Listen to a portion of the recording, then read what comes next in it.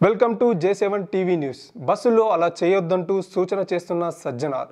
తెలంగాణ వ్యాప్తంగా మహిళలకు పల్లె వెలుగు ఎక్స్ప్రెస్ బస్సుల్లో తెలంగాణ ప్రభుత్వం ఉచిత బస్సు సదుపాయాన్ని అందిస్తోంది. ఈ నెల 9వ తేదీ నుంచి ఈ పథకాన్ని అమల్లోకి తీసుకొచ్చింది. ఉచిత బస్సు ప్రయాణాన్ని తెలంగాణ వ్యాప్తంగా మహిళలు పెద్ద ఎత్తున ఉపయోగించుకుంటున్నారు. మహిళలు పెద్ద ఎత్తున ప్రయాణాలు కూడా చేపడుతున్నారు. ఇదిలా ఉంటే ఉచిత బస్సుల ప్రయాణం విషయంలో కొన్ని సమస్యలు ఎదురవుతున్నట్లు ఆర్టీసీ దృష్టికి వచ్చింది. ఈ విషయమై తాజాగా ఆర్టీసీ ఎండీ సజ్జనార్ కీలక ప్రకటన చేశారు.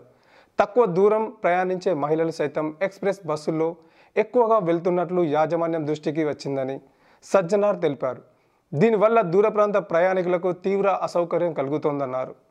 తక్కువ దూరం ప్రయాణించేవారు పల్లె వెలుగు బస్సుల్లో ఎక్కి సిబ్బందికి సహకరించాలని సజ్జనార్ కోరారు. అలాగే కొందరు మహిళలు అనుమతించిన స్టేజీల్లో కాకుండా మధ్యలోనే బస్సులను ఆపమని సిబ్బందిపై ఒత్తిడి తెస్తున్నారన్నారు సజ్జనార్.